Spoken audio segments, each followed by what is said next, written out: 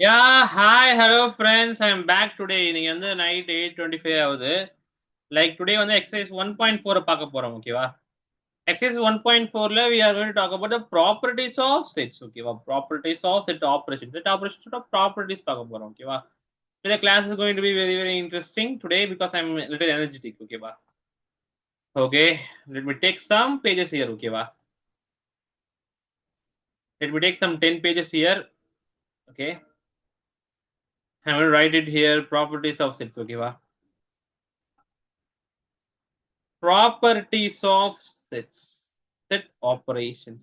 ஆக்சுவலா என்னென்ன ப்ராப்பர்ட்டிஸ் இருக்கு அப்படின்னு கேட்டாங்கன்னா there are a lot of properties, ஓகேவா?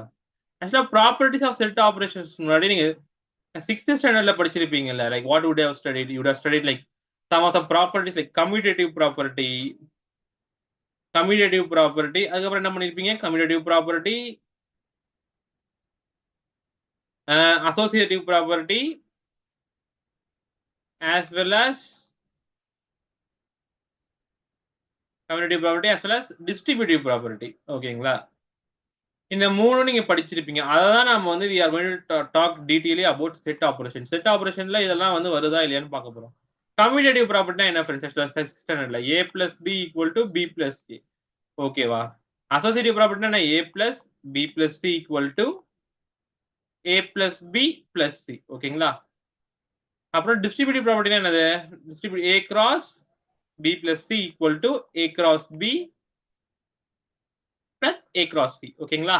Okay sir. இது வந்து ஆக்சுவலா 3 நம்ம 6th ஸ்டாண்டர்ட்ல படிச்சிருக்கோம் சார். பட் 9th ஸ்டாண்டர்ட்ல இது என்ன சார் பண்ண போறோம் அப்படின்னா, same concept applies over here, ஓகேவா? இங்க பிளஸ்ன்னு இருக்குல்ல, பிளஸ் இங்க பிளஸ்ன்னு இருக்கு எல்லாமே. Here you are going to replace it by union symbol, ஓகேங்களா? Okay, union symbol and as well as intersection symbol, அவ்வளவுதான் முடிஞ்சு. a plus b equal to b plus a equal அப்படின்னா a union b is equal to b union a. அதாவது the union property is commutative. A intersection B is equal to B intersection A. புரியுதுங்களா? புரியுது. Okay.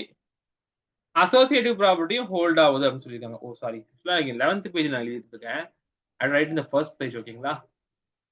First page, ஓகேவா? Not a problem. 11th பேஜ்ல இருந்துட்டு போகுது. Okay. அடுத்து வந்து A union B is equal to B union நீங்க சொல்றீங்க சார். அது எப்படி சார் நாங்க நம்புறதுன்னு கேட்டா வென் டயக்ராம் வரைஞ்சு பாருங்க. A யூனியன் B எப்படி வரையணும்? இப்படி இருக்குமா? A union B. இது வந்து A union B.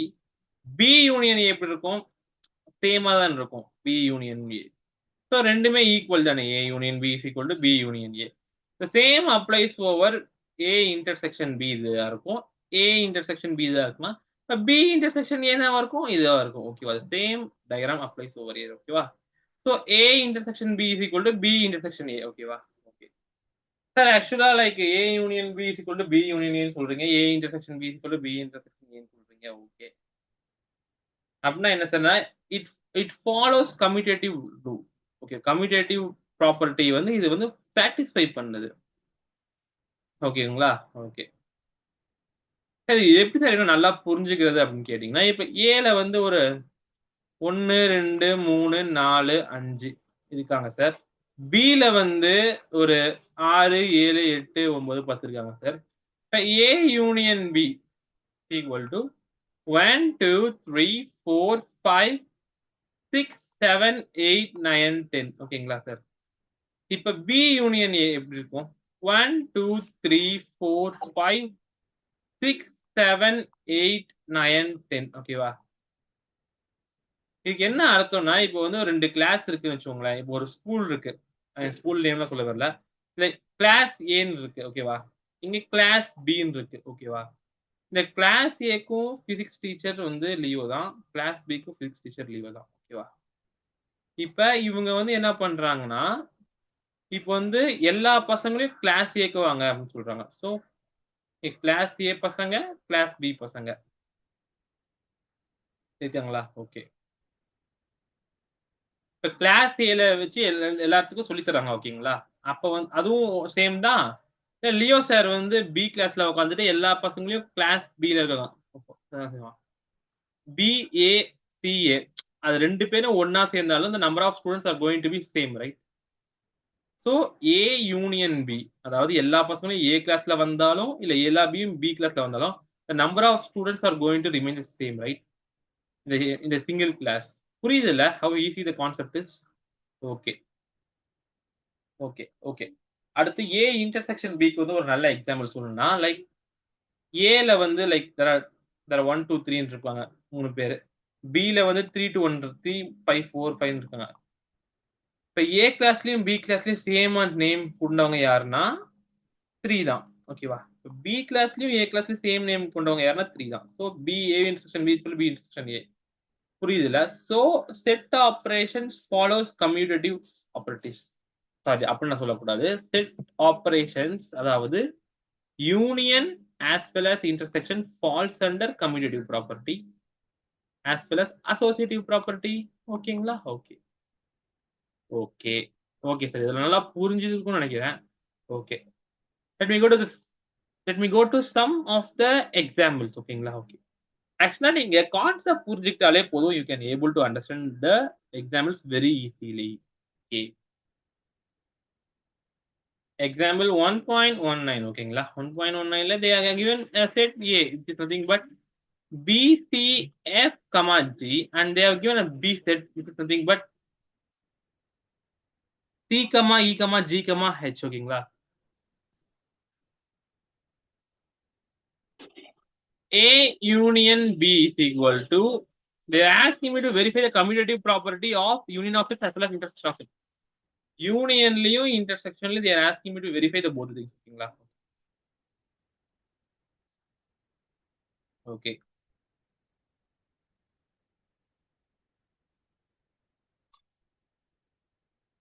A union B B, C, E, F, G, H. ஓகேங்களா? B union A என்னது B, C, E, F, G, H. ஓகேங்களா? So A union B is equal to B union A. ஓகேவா? Okay அடுத்து A intersection B. They are asking me to verify. So இது ரெண்டு equal இருக்கா? So verified. ஓகேவா? Verified. A intersection B is equal to C, G. B intersection A is equal to C, G. So A intersection B is equal to B intersection A. ஓகேவா? இதுவும் verify பண்ணிட்டீங்க. ஓகேவா? Associative ப்ராப்பர்ட்டினா ஒண்ணு இல்ல ரெண்டு வந்து மூணா இருந்தா அசோசியேட்டிவ் ப்ராப்பர்ட்டி அவ்வளவுதான். ரொம்ப ரொம்ப ஈஸியா இருக்கும். Example 1.20 முடிச்சுட்டு we have only 5 problems in example 1 exercise 1.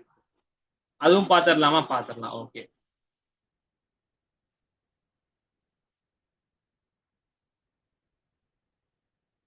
let me take the pen. Okay associative property பாத்துடலாமா? பாத்துடலாம்.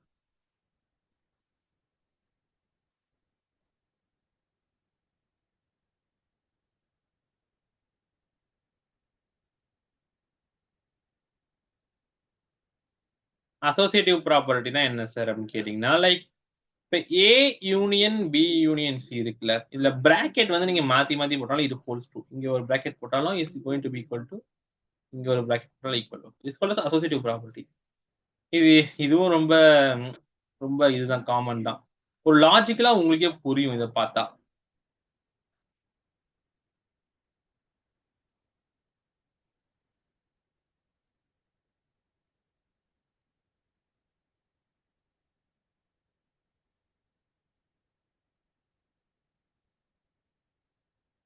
Okay okay okay friends. Okay okay like A is equal to -1, 0, 1, 2 and B is equal to -3, 0, 2, 3 and C is equal to 0, 1, 3, 4. ஓகேங்களா? Like they are asking me to verify A union B union C equal to A union B union C. ஓகேவா? B union C is equal to -3, 0, 1, 2, 3, 4. ஓகேவா? இப்போ A union B union C equal to -3, -1, 0, 1, 2, 3, 4. ஓகேங்களா? A union B is equal to -3, -1, 0, 1, 2, 3. -3 -z 0, 1, 2, 3, 4 ஓகேங்களா? இதுல இருந்து we can come to a conclusion that A union B union C is equal to A union B union C. ஓகேங்களா? அவ்வளவுதான். முடிஞ்சு. Associative property holds true for both things. Okay. For example, 1.20 பண்ணி படிச்சிடலாமா இல்ல மத்ததெல்லாம் நீங்க படிச்சு பாத்துக்கிறீங்களா? It is going to be a short video, so இதோட stop பண்ணிக்கலாமா? Short video. Part 1, part 2 போடுறேன். Next வந்து part 2 I will be completing the exercise problems. Okay வா?